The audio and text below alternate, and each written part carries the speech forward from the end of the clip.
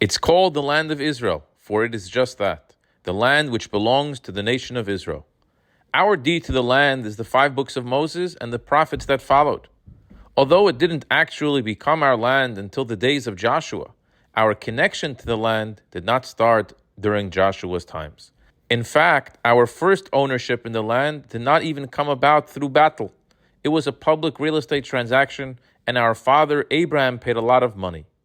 In this week's Parsha Chayei, it records how Avram purchased a property in the city of Ephron called the Cave of Machpelah, which he used to bury his wife Sarah. Subsequently, he and his child Isaac and grandson Yaakov would be buried there too. This teaches us something fascinating about Sarah's influence on the land of Israel. For many years earlier, Avram had already been promised the land of Israel, but that promise had yet to be realized.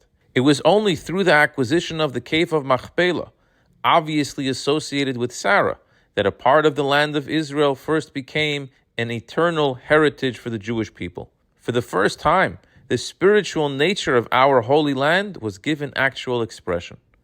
This idea is also expressed in Sarah's service to God and as a matriarch of the Jewish people. What constituted the essence of Sarah's divine service? She was Abraham's wife. She nurtured his potential, making sure it was applied in the most beneficial manner possible.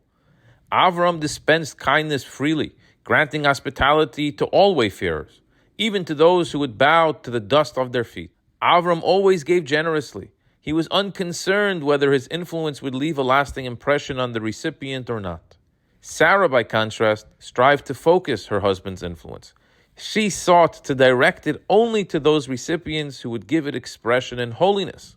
It's not that Avram didn't want his influence to take effect and have a lasting impression.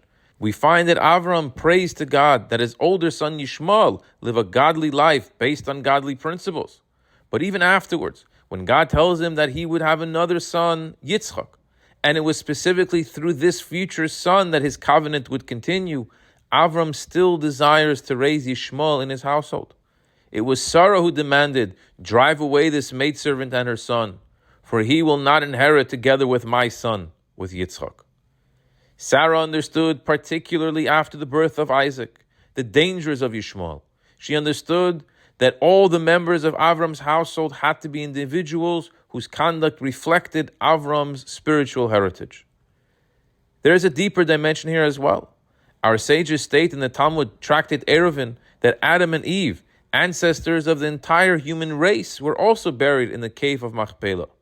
Thus, before Sarah's burial, the Cave of Machpelah shared a connection with mankind as a whole. Sarah's burial there, in continuation of the drive she exhibited throughout her life, established the site as the exclusive heritage of the Jewish people. We also read in the Parsha how Avram sends his most trusted servant Eliezer to find a wife for his son Yitzchak, the future of the Jewish people. The Torah shares the story of this match made in heaven at great length. But what is less known is that Eliezer also had a daughter, and he thought she was a potential match for Yitzchak. But Avram refused. Yitzchak's wife had to come from the same roots that made possible the focused spiritual purpose and kindness exemplified by Avram and Sarah. Eliezer and his family, as nice and trustworthy as they were not a proper match for Isaac. When did Avram and Yitzchak know that Rivka was the right match?